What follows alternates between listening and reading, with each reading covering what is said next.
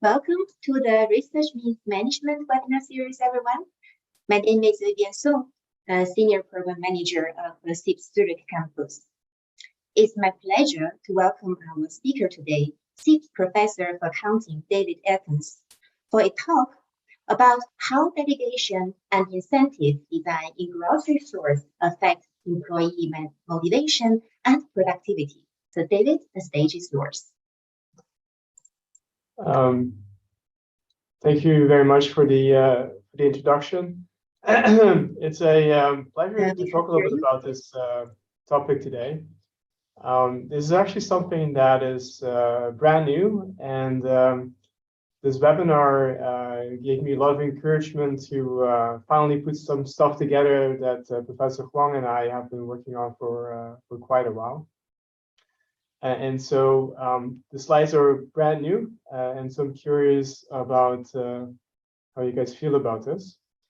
And so let me first talk a little bit about the setting before I get into the actual company that we work with. Basically, the setting is China, and we can see that over time, online grocery deliveries have gone up significantly. And now if you would ask people between 18 and 74, did you use an online grocery delivery service in the last 12 months? About 55% of people would say yes in China. Now the topic is not only relevant for China, but also for other countries. As you can see from this figure, online grocery deliveries are starting to boom in the United States, Italy, Sweden, United Kingdom, and to a lesser extent also Germany. So this is becoming a very broad global phenomenon. We can see that China is leading on this dimension. And so today's topic is interesting not only because it is about how things work in China, but might also give people from other countries an idea of where things will be heading in their country. Now, when you think about the business models, there are basically two business models that involve online grocery deliveries.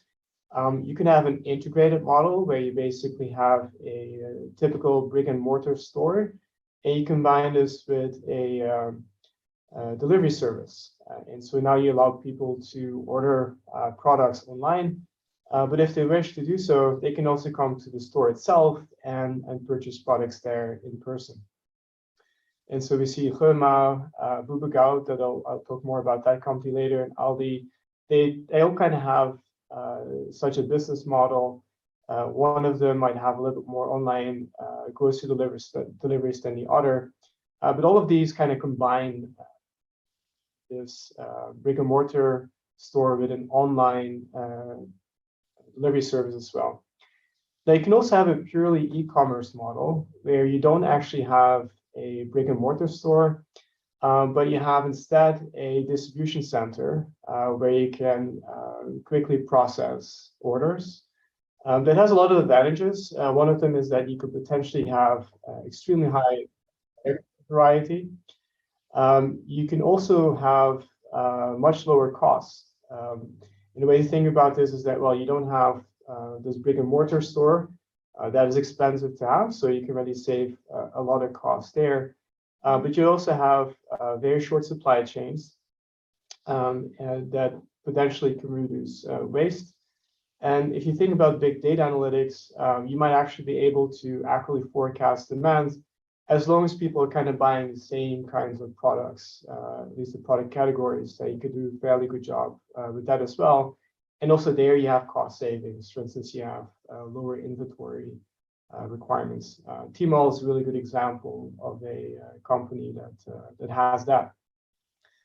Now, if you do want to follow an integrated model, you have to be careful and you have to kind of think about where your competitive advantage is going to be. Now, clearly, it's not going to be low cost. That would be very hard to achieve because you have this big physical presence, being that you have brick and mortar stores, you have to pay for rent, you have probably a lot of personnel there, and you have to decorate the store and so forth. So it's a pretty expensive proposition to have a brick and mortar store. And so if you do want to take advantage of this somehow, then you'll have to have a lot of stored traffic, right? So that's one thing. You also have to have a lot of customer service, because it needs to be reason beyond product prices that brings people to the store. And so these things kind of come with a focus, not so much on low cost, but some kind of value proposition that you offer the customer. Now, if you want to compete against the big platforms, it must be something that is somewhat unique to your local market. And that's where acquiring, retaining, and using local knowledge is going to be really important, right? So if you don't focus anymore on low cost, and you compete really based on being somehow different, so more of a product differentiation strategy, then you better start leveraging the local knowledge that you might have about consumer preferences, the way consumers like to be treated in the store, all kind of things related to the actual service process and actual needs that the customers have in the markets that you operate. And so we kind of have to have this shift in what we do. And it turns out that this local knowledge that resides in your employees is going to be really important for being successful. Now, what kind of knowledge are we talking about here, right? And so that it's a good thing to kind of talk about that. Well, first of all, we have to recognize that our consumers are important assets, and I'll talk a little bit more about that later. But the idea is that we want to build a relationship with the customer so that we can have repeat purchases, loyalty, referrals, and support. And so what is it that we want to know about those customers? Well, customers have their unique characteristics, and they might be very difficult to predict. There might be special holidays happening, there might be local events, and they may actually dictate what kind of products and services a customer wants. A lot of the information that we have about customers is highly subjective, and that makes it kind of difficult and costly to communicate up into the organization hierarchy. And the information that we often think about, at least in a grocery setting, is very timely. It has to be quick, and so in a way, the information is perishable, right? So if we don't adjust prices now, products will go to waste. And that would be a good example of something that is very perishable.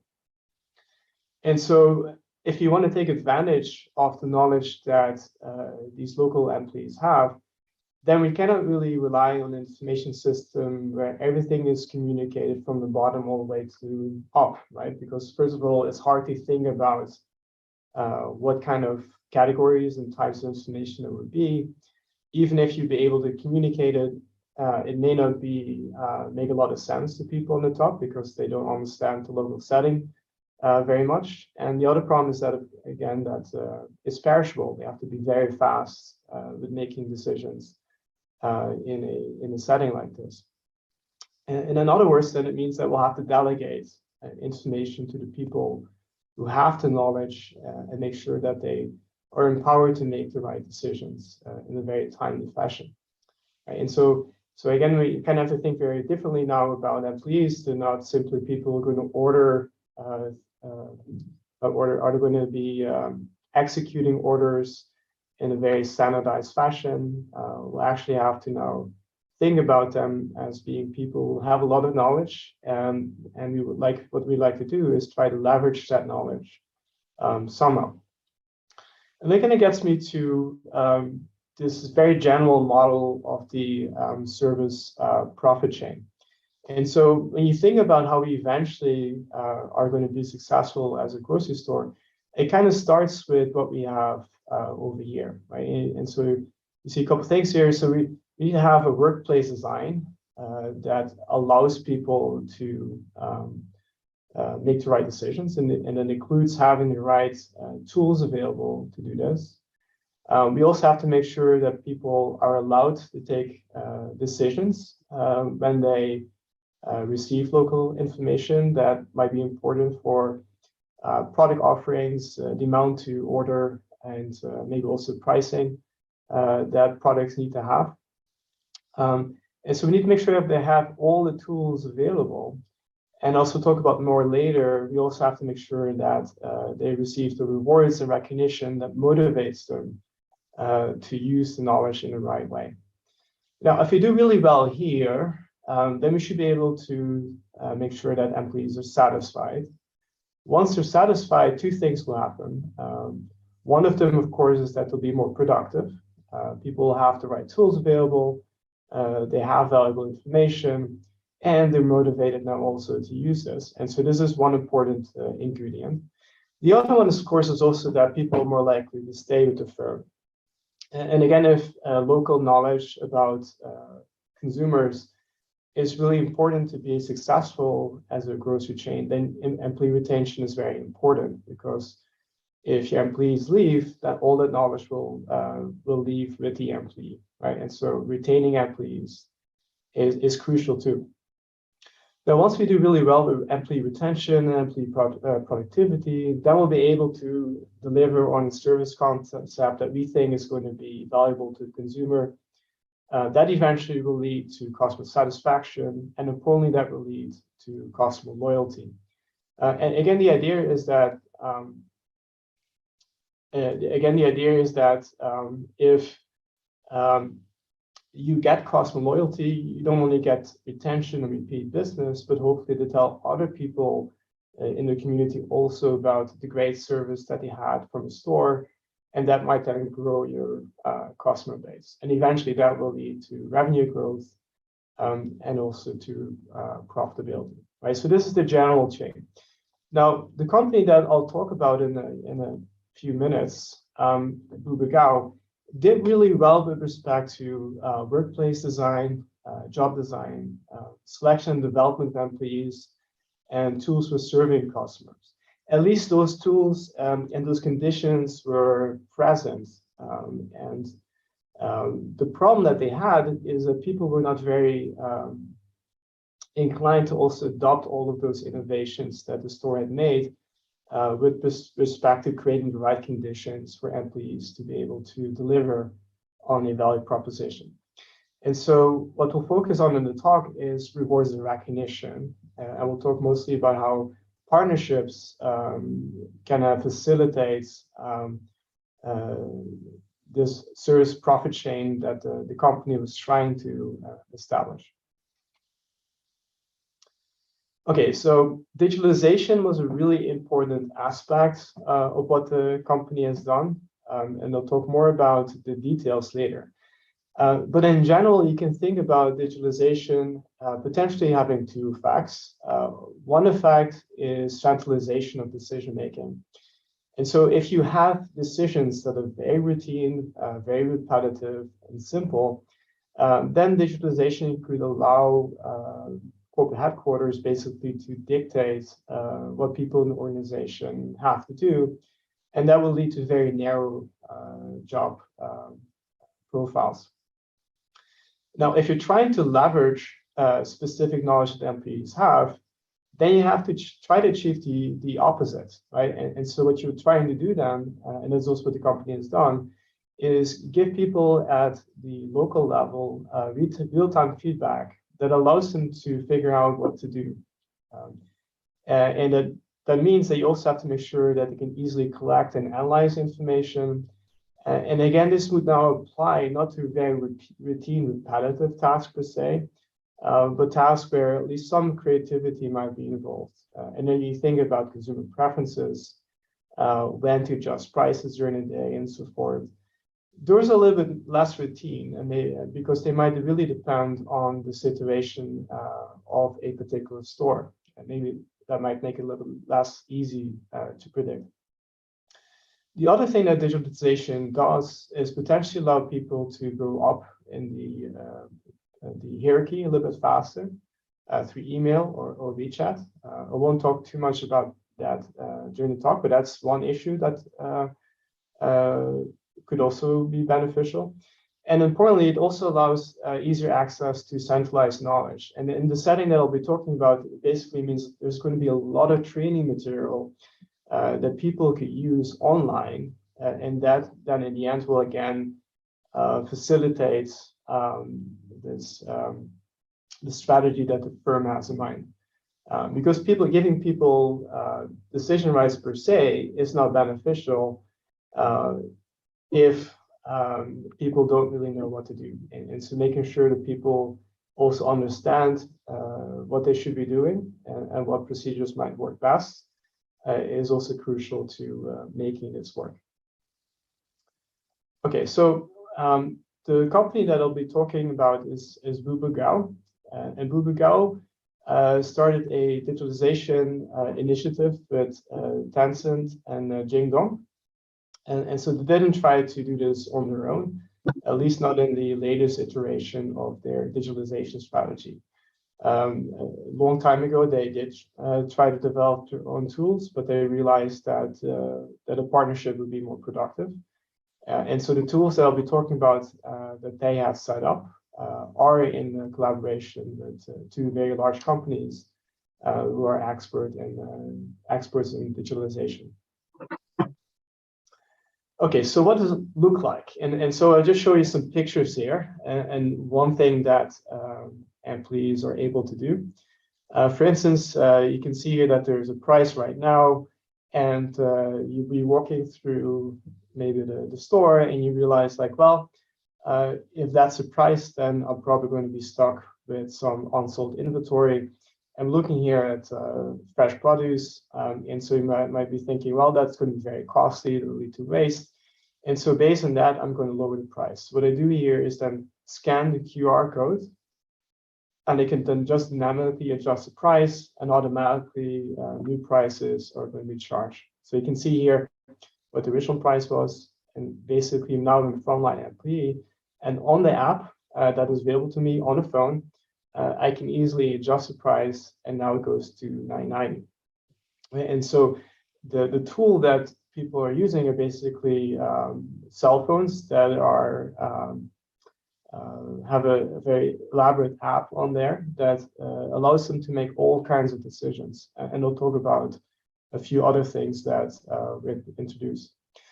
Now, it's really important to allow employees to make these adjustments, because it turns out that timeliness is really key for reducing waste, right? And so again, if you are kind of walking through a store and you're in the fresh produce department and you see that product is not selling, then you could just wait to adjust prices, or you could try to quickly adjust based on the level of stock that is left. Now, adjusting quickly is a better idea, because that allows now the new customer to get product at a lower price, and quickly your units will be decreasing, and therefore you will be reducing waste as well. Because if you wait until the end of the day, you've already missed out on a lot of potential sales opportunities. And so what this graph is supposed to show here is that it really matters whether you wait for a while or intervene right away. And so again, this gets to the perishability part of the knowledge that these employees have. If you don't act quickly, then you won't be able to take advantage of this knowledge, and you could get some losses as a result. Now, this kind of relates to this as well, and my Chinese is not amazing, and so I kind of have to go by memory here. But in this example here, we're looking at peppers, and it turns out that the quality of the peppers didn't end up being very high. Now, if this is only one store that had a problem, then maybe this is not a big deal. But if multiple stores start complaining about this, then probably there's a problem with supply chain, right? And so now if you're collecting information about these complaints, we can quickly kind of think about the supplier and think about what we need to do with respect to pricing and maybe even the amount of the order that we place with the supplier. Now, what you can also see here is that stores have fundamentally different consequences depending on how frequently they adjust prices. So if you adjust prices during the day, it turns out that you have a lot less waste than if you wait with making these adjustments until either the beginning of the day or the very end of the day. Another thing that you see people do in the store is look at the products and decide to say, hey, instead of trying to sell a mixture of high quality and low quality peppers, I can start creating two separate sets of products. One is the higher quality peppers, for which I charge a higher price. And then I have the lower quality peppers, for which I charge a lower price. And this way, again, I'm extracting probably more value because you don't have to sell all the product at an average price. And both types of consumers might come in. The consumer likes to pay the higher price for the higher quality product, and the consumer just, and both of them will be very satisfied to come back in the future. And so again, allowing people to make these adjustments on the fly allows you to eventually reduce quite a bit of waste. And importantly, you're also communicating now knowledge about the product that's being bought from a supplier quickly up the organization hierarchy, so that people also at higher levels now can start making decisions about which suppliers they want to work with. So this is just another example. And again, I'm focusing here on waste, and we'll see later why especially fresh products are really important for this grocery chain, and probably also for other ones. Now, they also introduced some really nice tools here with respect to scheduling labor. And so what they try to do is have a pretty inclusive model where not only current employees, but also customers and other people outside the firm are allowed to come in at either really early in the morning or late in the evenings when not many customers are around to fill some extra hours. So if I'm currently working, for instance, for Bubugao, and I finish my shifts and I feel like, hey, I still have some energy left in me, I might be able to work a few more hours either in the evening or really early in the morning. But in order to qualify for this, you need to go through a approval process, right? And so just like any hiring process, there's going to be job descriptions based on needs. Then people can send them their resumes. Some people will be invited for an interview. They go through the interview process, and then they can kind of sign a contract that allows them to be part of this dynamic recruiting process tool. Right? So the people that are going to be benefiting from this process are vetted, and so they don't just allow anybody to come into the store and work there. They are again very inclusive, right? So this tool is not only available for current Bubugao employees, but is also available to people outside the store, including some customers who may want to participate in this. Now, once you're in the system, you can grab work, basically, if work is requested. Now, what we'll see also later is that if you want this to work, you need to have a very clear division of labor. And so you need to have a pretty narrow task that they can quickly understand. So there's no training involved. People can come in and fairly easily do the work. Then this task is broken down or has a lot of details with respect to the number of hours involved.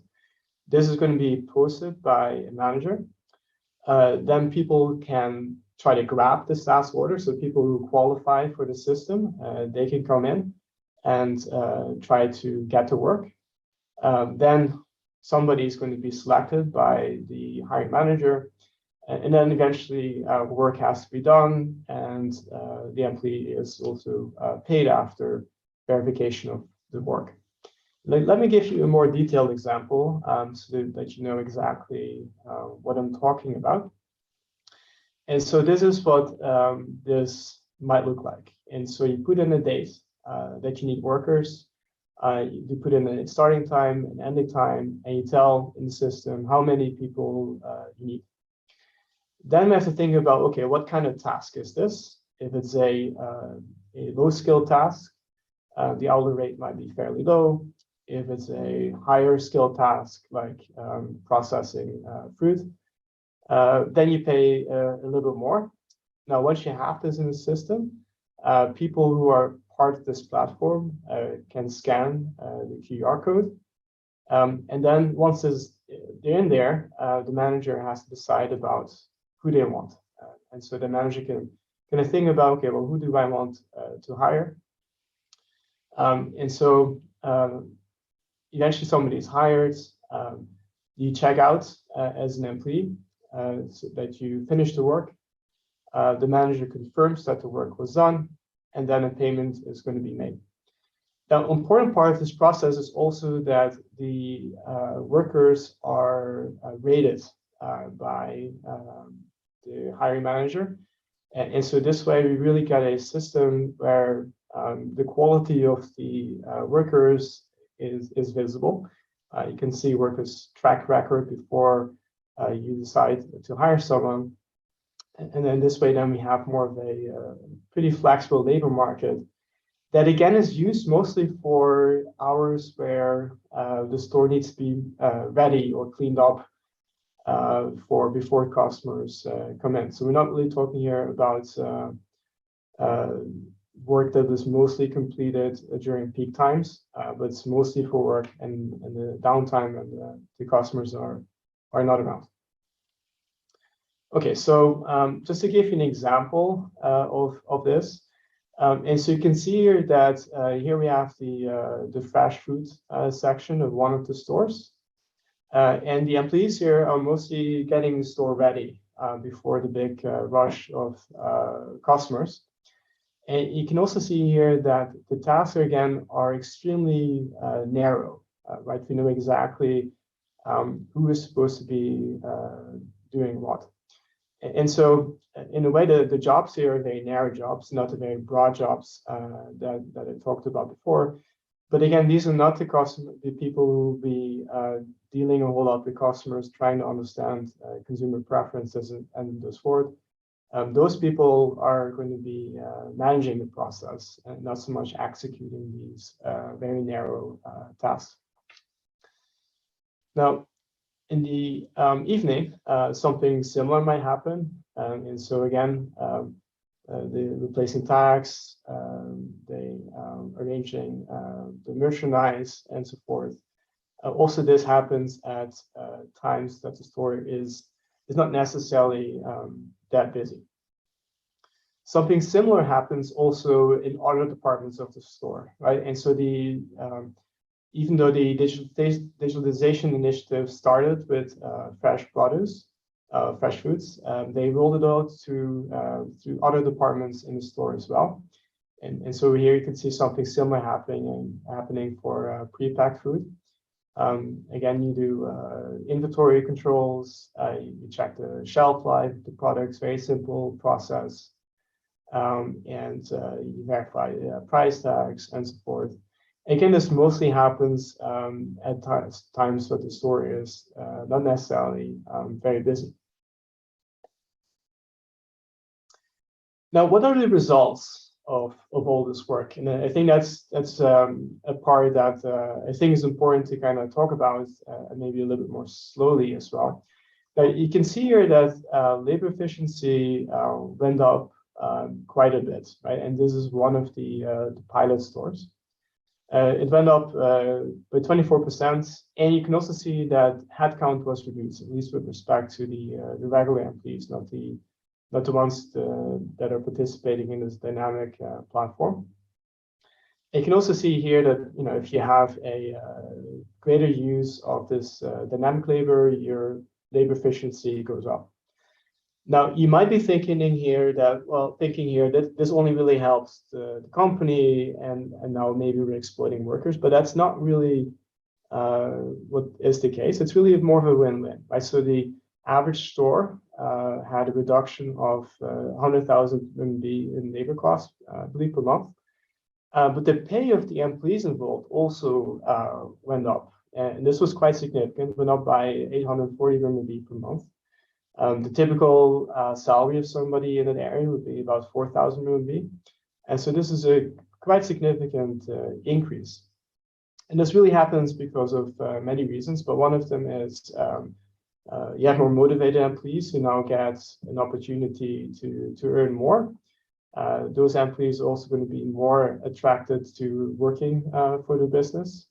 And so you kind of end up with a more motivated and potentially also stronger labor pool to use. And the people then who choose to be part of this process can actually do better. And so when we talk about the business practice here, it's really win-win. The company benefits, but the employees clearly benefit here as well. And for the people who mostly participate only in the dynamic process, they benefit too, because now they have an opportunity to get some extra hours of work in. And so also that is clearly beneficial, even though I'm not presenting that here on the slide. Now, this might make you wonder about why a lot of store managers were very hesitant to actually implement the digitalization tools that the company had made available. Right, so the results that I've shown you so far are really coming from pilot stores. And the company tried really hard to roll out this initiative throughout the entire organization. But there seemed to be a lot of hesitancy, at least from the store managers and also the managers of the departments within the store. And that made us kind of think about, maybe the reward structure is not what it needed to be. And they made us think about partnerships as being potentially a better way to motivate people to participate in this process. And so why now might partnerships be better? And it really two sets of reasons for why this might be the case. One of them is pure economics, right? And so when you think about what the firm tried to do, it really tried to compete with the big platforms by utilizing people's knowledge about consumer preferences. And customer satisfaction is clearly a really important part of this process. But it happens to be that it's really hard to measure customer satisfaction. And so if you not only have a profit sharing agreement, which a firm had, then you're not really rewarding people to build, invest in this intangible asset. It's not really measured, and therefore it might be ignored. Now, if you do have ownership, then all of a sudden this changes, right? Because now you own the assets, and to some extent also the intangible asset, which are the consumers who shop at your store. And so now if you kind of deteriorate this relationship with the consumer, your ownership stake also reduces in value, right? And so that's something now that you have to think about if you think purely from an economics perspective. The other thing that happens is matching, right? So you get a better match potentially between the people who own the business and people who have the right information and need to make decisions. The way you think about this is that in the old setting, the store manager had to sign who was going to do run the department within the store, and it was not really based necessarily on having a very precise understanding who the most qualified person would be. Now, if you tell people, hey, you have to buy in and lead this department now, then people who think they won't be able to do a good job here are now would be say like, hey, that's not it for me. Maybe my colleague would be a better match, and now this person is going to buy into this into the store, right? So, and again, in the old arrangements, you had really no incentive not to take the job. Your pay would go up, and so you'd be happy to do it, no matter whether you're qualified or not. But in the new arrangement, you actually have to put your own money in. It's going to be at stake, as we'll talk about later. And so now if you think you're not qualified, you'd be hesitant to take this position, and you might be willing to offer it to somebody else. All right, so this is purely an economics argument. Now, when you think about from the psychological argument, there's a lot of potential benefit here as well, right? And so once you own something, you kind of identify yourself with that object, in this case, the department in the store. You might tell people, hey, I'm a partner in this store, and this is what I do. and this ownership is going to last for quite some time. And so from self-identity perspective, that might be beneficial. People might also feel like, hey, I'm running my own business, and that might give them a lot of motivation. And they might also think, hey, this is mine. This is my territory, space in the store. I'm not simply an employee. I'm really this kind of business owner. And so also for psychological reasons, people might become much more motivated to make their department more successful once you get an ownership stake in the store, right? So again, we have to think about both of these.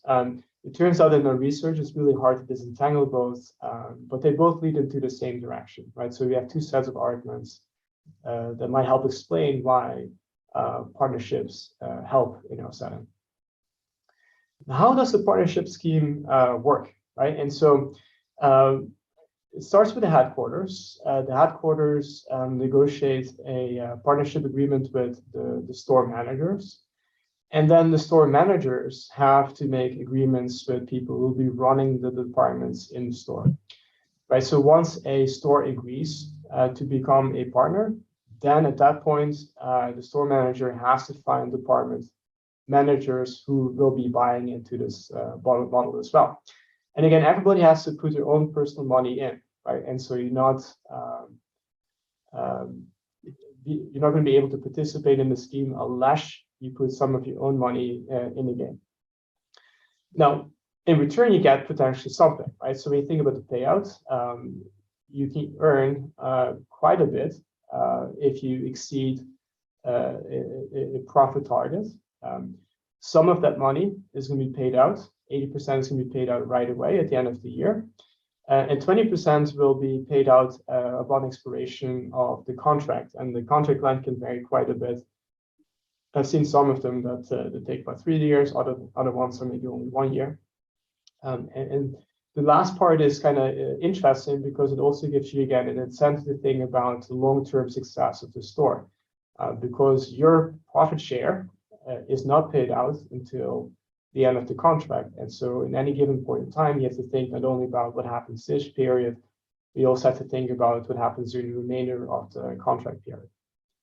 Now, if it turns out that your profit is below the targets, then you'll have to pay for that out of your equity stake. And so that can be up to 30% of the profit shortfall. And if you continue the contract, then you have to add more funds to make up for that shortfall.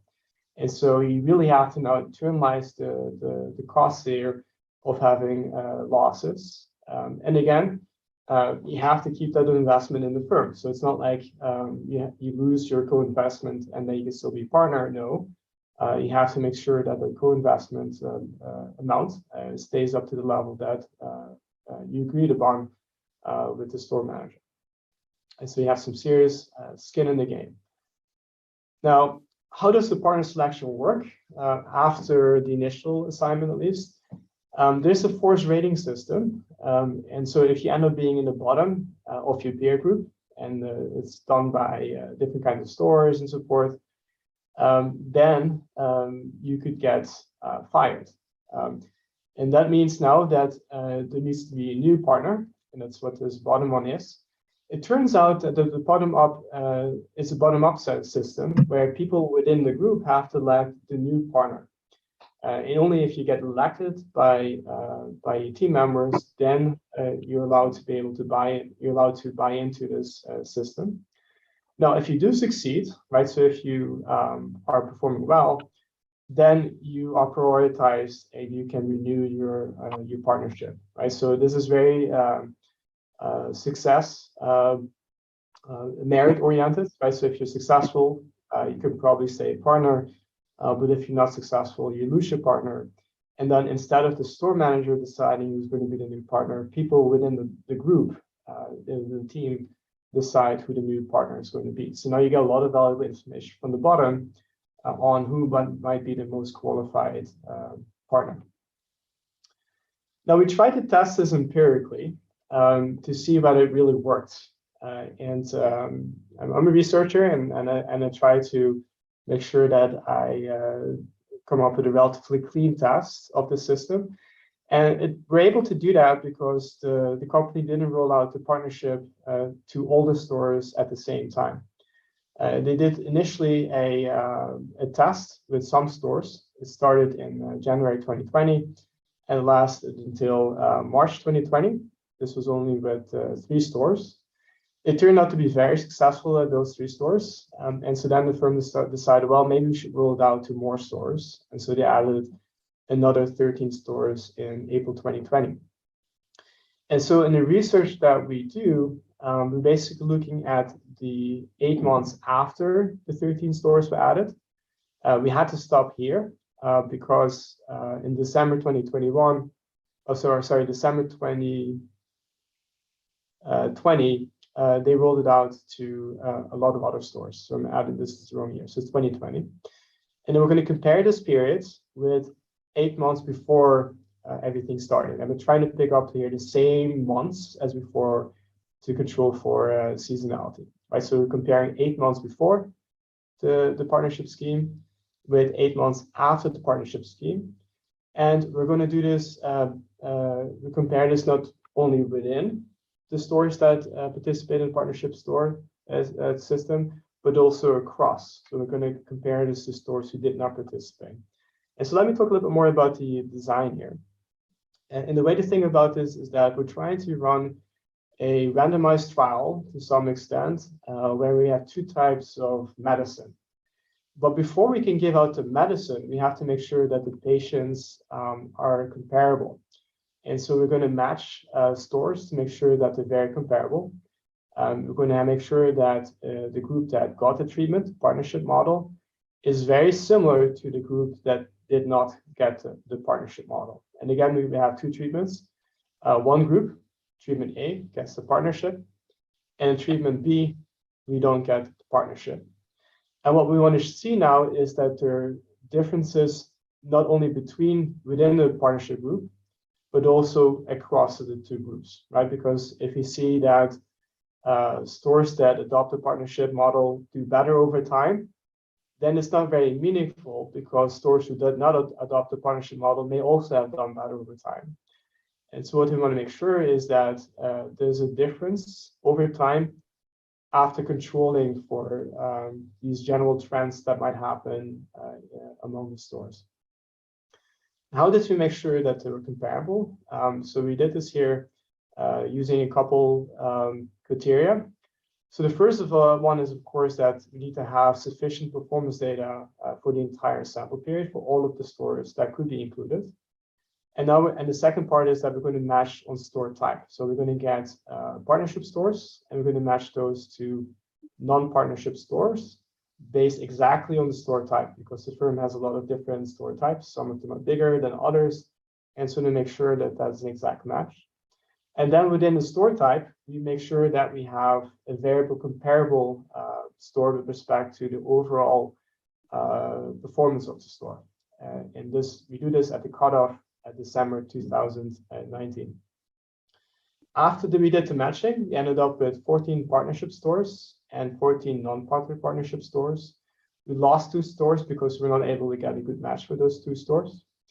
Now, the partnership stores were not always successful. Only half of them actually earned bonuses for the partnership agreement 1 year later. And so we didn't only pick up winners here. But again, some of these non-partnership stores may also not be winners, and maybe there will be more losers than for the partnership stores. So let me quickly talk about the results, because I realize we're going over time already. And so what we saw when we look at the difference over time, right, so it's a pretty clean test, is that the stores that have the partnership model had bigger improvements in overall KPI performance over time than the control stores. We also saw that the partnership stores had a bigger increase in revenues compared to the control stores. This is true with respect to not only total store sales, but it's also true, especially with respect to fresh food sales.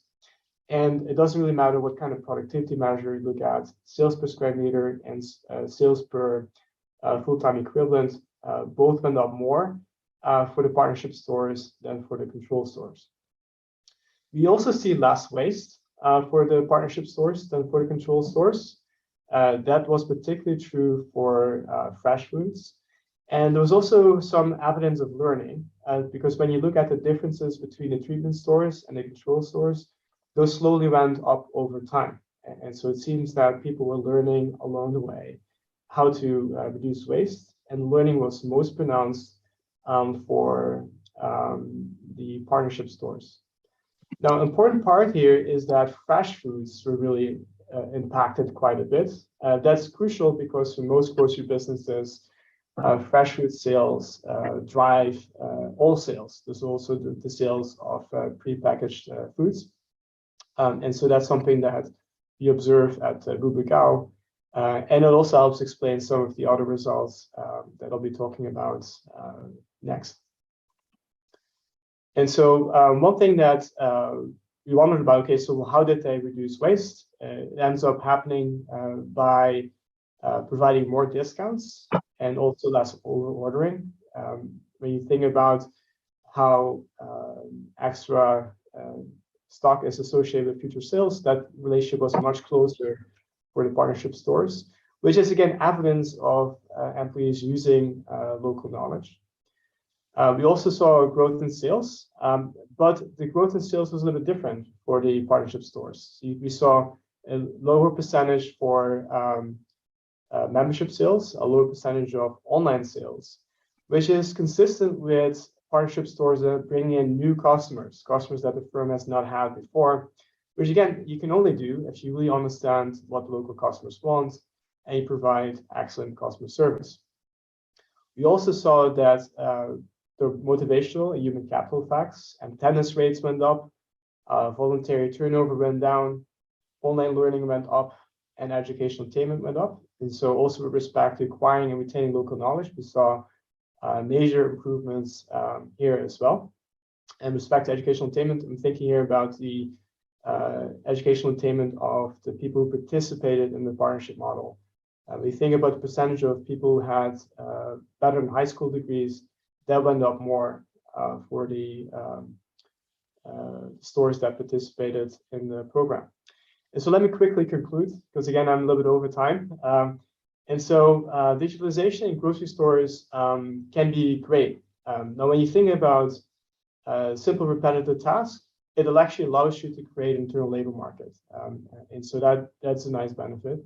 It also allows you to leverage local knowledge of operating conditions and customers. So we don't just tell people exactly what to do, simplify tasks. That's one consequence of digitalization. But we can also use these tools to empower employees to make quicker decisions as well. Partnership models are really important, at least in our setting, because it really encourages people to use that local knowledge, acquire it, and become part of this business model as opposed to just being an employee. It was really win-win practice here. Again, we're making the job more interesting using these technologies, and that's beneficial by itself. But importantly, it didn't only increase firm performance, but also gave employees a bigger paycheck, and it also gave them some psychological benefits at the same time. That concludes my story, and so thank you very much for listening in, and I'm looking forward to any questions that you may have. Thanks, David. It's really interesting to hear how Bubugao survived the fierce competition through the past few decades. Actually, it was the first digital device that my parents bought for me when I was a child. So let's look at some questions here. How is grocery store chain strategy related to job design from your point of view? Okay, yeah, and so if you have a very centralized model, right, and so suppose that you focus on economies of scale, then digitalization could be used to make the jobs extremely narrow, right? And so you tell people exactly what to do, and they basically just follow orders from an algorithm, and it's kind of all dictated downward by headquarters.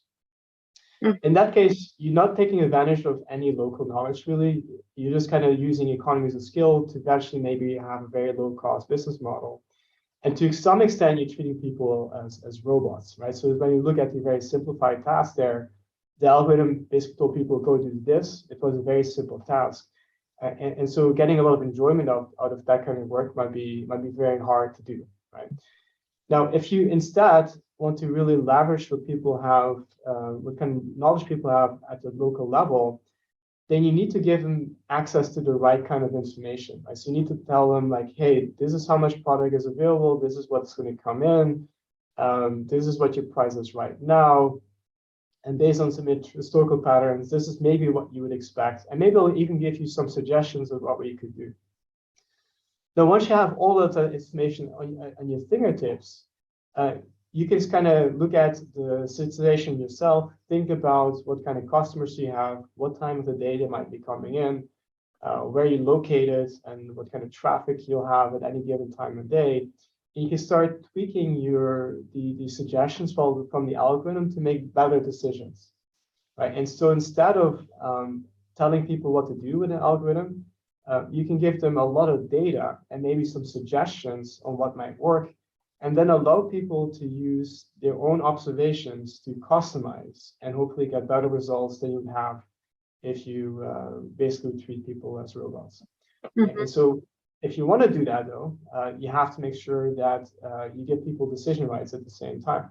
So giving people information per se doesn't do anything. You actually have to empower them, right? So you give them enough information, so that's information system part of the problem. But you also have to decentralize decision making so that they are empowered to make the decisions.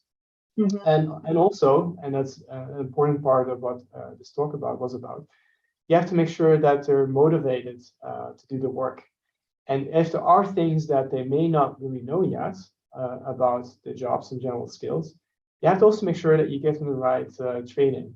That's something that I didn't devote too much time to, but the firm also create a lot of training programs for employees that a lot of them took advantage of. Mm-hmm, mm-hmm. I think you have already really touched upon of the influence on the employee motivation. If you could elaborate a little bit more, how do the ownership and the job design influence the employee motivation and the store performance? Yeah, and so as I talked about, there are really two arguments for why this should work. Mm-hmm. There's the economic argument, and that might be the more simple argument that a lot of people would think about. And one of them is, well, you know, if the real value that I'm creating here is my relationship with the customer, then I cannot simply look at profits, because that is just a short-term measure of what I'm really trying to achieve. Eventually, if I manage this asset very well, which is the customer, then I'll get repeat sales, I might get retention, I might get referral business, and so forth. If I just use a profit-sharing scheme, then I'm really just focused on short-term results, and I'm kind of ignoring this really important tangible asset that I'm trying to develop. And again, that's an asset that's crucial to a strategy where you want to differentiate yourself from a company that might have huge advantages with respect to economies of scale, right? You cannot compete at low cost. So you have to do something else. And taking advantage of this local knowledge is what you want to do. And so when you give somebody an ownership stake, then they know, like, you know, that short-term performance is not that important. What they need to think about is developing a relationship with the customer. And sometimes that might mean steering a customer to a cheaper product, because that's a product that works best for that customer. And because the customer had the great customer service, the customer will come back and buy more from you in the long term. If you just were focused on transactions, which is what a profit measure might do, you would be motivated to sell the more expensive product to the customer instead of the product that the consumer really wants. Mm-hmm. Mm-hmm. Now, by having this ownership stake, you got also the second part where you get this long-term view, and you start thinking about other things you could do to develop that asset. And you might even become more innovative. You might start thinking about, well, what kind of products would my customers really appreciate? And so maybe you shouldn't just think about the store has right now. Maybe I should think about other products that the store should be launching, and I'll suggest this to my managers and try to sell some of that. And then we have this third part, And that's also really important. And it's kind of in economics we call sorting part. Now, in a traditional firm, if I have a profit sharing agreement with salaries, then if I had the opportunity to become a department manager, I would always say yes, right? Because I cannot really be worse off. I'm going to get salary that maybe is higher. I might be able to take more advantage of profit sharing agreements. And so I'll always say yes, no matter whether I'm qualified for the job or not. Now, if I have to invest my own money, though, to be able to have that job and become the residual claimant of that asset that I'm purchasing, then I'll think twice, because if I feel like I'm not qualified, I may ask somebody else to do this job instead. Because if I think I'm going to break the asset, then of course I wouldn't want to invest so much money in it. Right? So that's the economic argument, and then we have a lot of psychological arguments too. And just to summarize that, people provide many reasons for why ownership gives you a lot of psychological benefits, and because of that, you're more likely to stay with the job. You're more likely to work hard for the company, including on dimensions that might be very hard to measure. You'll be more likely to cooperate with people and share your knowledge and support. A lot of benefits that people have demonstrated in other studies. And so ownership is very different from this typical commission system that a lot of firms use. And I think it's particularly important when you really see your employees as being a valuable asset that helps you develop the relationship with the consumer over the long term. I think that's when this becomes very important. If you just focus on low cost, that might become a little less important to you. But then you're really treating people as replaceable. This person, everybody's kind of the same, and you don't really care so much about having a long-term relationship with even, not even with your customer, but also not with your employees. Yeah, right. Thanks, Dave. Another interesting question, maybe the last one due to time limits. So what is the role of fresh foods in a grocery store's differentiation strategy versus like pre-packed foods, for example? Yeah, and so what we saw in this study is that the fresh foods actually really drive a lot of the business. People tend to come to the grocery store, especially often because of fresh produce. You could order probably dry foods easier online. You don't really, you're not necessarily worried about what the product will look like once you get it, because it's prepackaged and it's all going to be the same no matter who you purchase this from. You're much more likely to come to the store for fresh produce, because that's where you may want to see the product that you purchase. You might be very concerned about getting the product timely. And so all of that becomes really important. So if you want to drive traffic in the store, you actually need to be really good at fresh produce. That will bring people to the store. And that's also how you can start to differentiate yourself potentially from others in the area. Maybe you offer some local fruits or other products that the big competitors may not be thinking about. You can think about, okay, so maybe I have only one product, but the different tiers of quality there. And so instead of trying to sell everything at one price, let me sort everything out and make sure that I charge a higher price for the higher quality product and lower price for lower quality product. And now we can satisfy two types of customers much better than otherwise I would be able to do. Now, again, for prepackaged foods, that's not the case because it's a commodity. It's purely the same.